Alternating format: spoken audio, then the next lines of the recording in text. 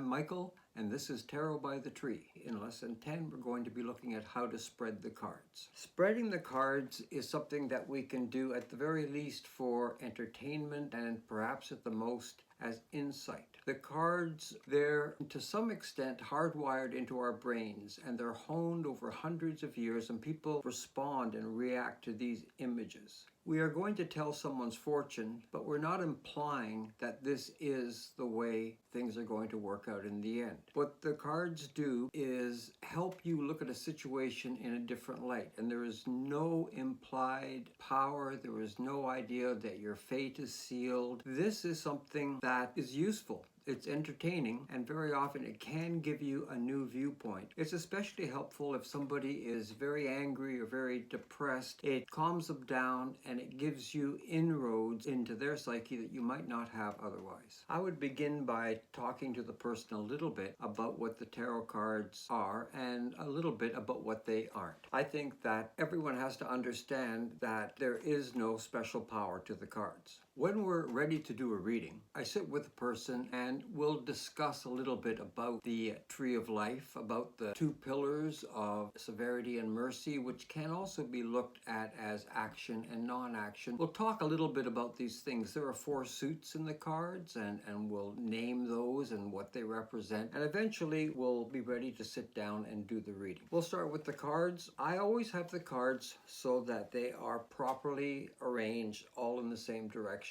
I take every precaution during the reading that they stay in the same direction. I shuffle like this, and I ask the aspirant to do the same. As they do it, they should be formulating the question in their minds, thinking about it in terms of worst scenario, best scenario, present, future. That's the only thing we really need from the aspirant, is to formulate a clear question. We could look at the aspirant in general terms and look at their future, so that might not really be a specific question, or we can look at the aspirant in terms of another person. If a card ever shows up reversed, we take special interest in that card. That card has worked hard to show us something. Similarly, if a card falls out of the deck when the person is shuffling, or when I'm shuffling, we still consider that part of the reading. We'll begin now with the sample reading. The aspirant has been shuffling the cards, and we've talked a little bit about things in general. And this is a middle-aged man. His name is Bruce, and he's come to us to ask a simple question. Should he retire and move away to start again? Or should he keep his job and stay where he is? While talking to Bruce, we've come up with an idea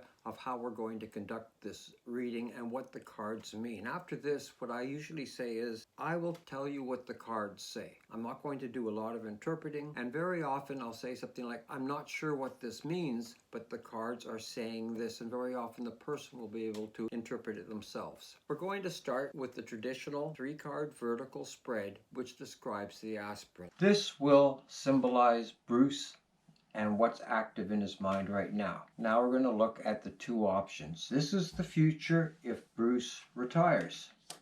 He says he'd probably move away and set up somewhere else. This is the future if he decides to keep his job. In the middle, we just have a look at what the forces between Bruce and the future are, and a secondary card that illuminates the main card a little bit. We'll begin now. First card shows a man in a dark cloak. He's far from home. His manor is in the distance across the river, and he's lost happiness. He still has some, but something's been taken away from him forever. In the next card, we see exactly that, taken one step further. He feels that he's been robbed. Something's been taken away from him. And finally, we see that Bruce has memories of happiness. There was something that brings him joy that's from his childhood. We're looking across now. What would be the result if Bruce decided to retire? This is a card called the Warrior's Repose. This means that he would be able to not have to use power, and he would be able to have some rest and recuperation. If Bruce decided to keep his job, this card symbolizes squabble, different forms of messages, anger. In the middle, between Bruce and one of his two futures, we have a card of someone with considerable power, but they're not only bound, but hoodwinked as well, blindfolded as well. They find themselves increasingly in a position of having the means necessary, but not being able to use them. Supporting this card, we have the Tower. The Tower suggests some of the things that he considered paramount no longer stand up to his critical gaze. As a recap, Bruce has lost happiness. Something's been stolen from him, and that was in the past. He still has memories of the past. If he should retire, he'll be able to not use power and relax. If he keeps his job, he will have a lot of bickering and squabbling. What is occupying his mind now is the ability of not being able to use his power. He feels bound and blindfolded. Part of the reason for this is some of the values and beliefs he used to have no longer apply. And that is what the cards say about Bruce, and he can interpret it in the way he wants. Bruce has asked to remain anonymous, and we respect that. But if you have any idea who Bruce is, please let us know in the comments below. We're now going to look at another kind of a reading. As always, it starts out with the vertical 3-card spread. That's the aspirant. In this case, we're going to do a second vertical 3-card spread, and that's the other person that they're asking about. So we're having 2 3-card spreads. They're going to be 2 people. Over top, you're going to have the feelings of one person for the other. Underneath, you're going to have the feelings of the other person. In the middle, you're going to have the current state of the relationship at the moment. The people that came in were Lois and Clark. They've asked to remain anonymous. Let's begin. These 3 cards are Lois. These 3 cards are Clark. Over top, Lois's feelings. Below, Clark's feelings.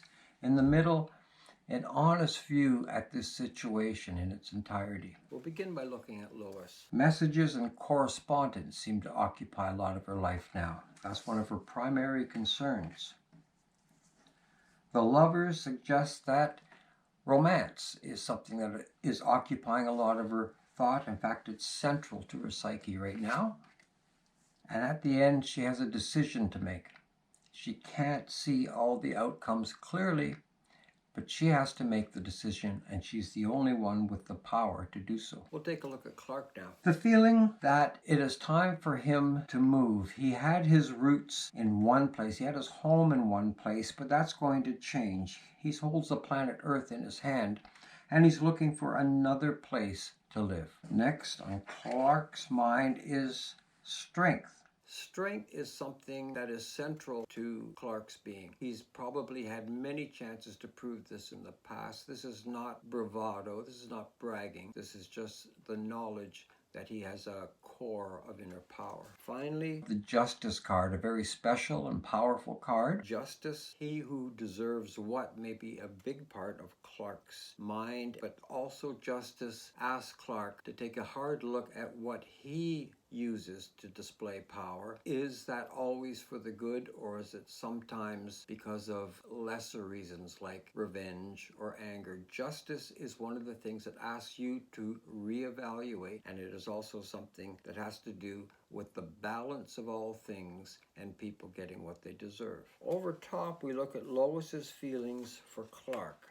They're characterized by the 10 of Cups. This is great happiness coming from home and family. Underneath this card, we see the 6 of Swords, meaning that Lois has the desire for great happiness and family, hope and joy. There's an underlying realization that she may have to go incognito to another place to begin this life with her partner and her child. We look at Clark's feelings to Lois underneath. They're characterized by the 2 of Cups, which is happiness, 2 people joining, becoming partners for life.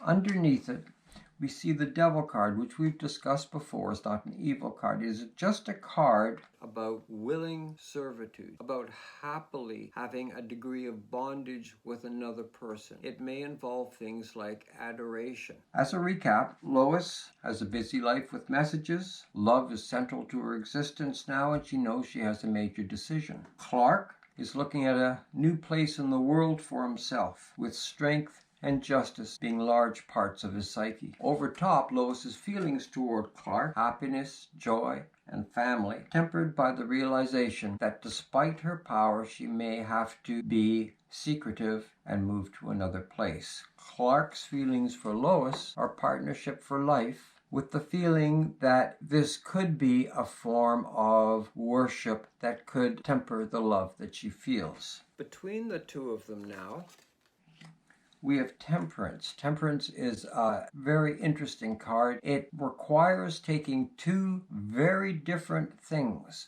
joining them in a very special way to be able to create a kind of synergy where the totality seems to be greater than the sum of its parts. What will unify this relationship is a special blend of two very different people. And that's the reading for Clark and Lois. If you have any idea who these people are, leave your ideas in the comments below. As I said, they would like to remain anonymous. And that brings us to the end of Lesson 10. In Lesson 10, I've given you two sample ways to tell someone's fortune while trying to emphasize that there is nothing predictive about this, in the sense this does not mean it's going to happen. This offers alternative ways of looking at a situation that you might not have thought about before. Thank you very much for joining and listening in. I'm Michael, and this has been Tarot by the Tree.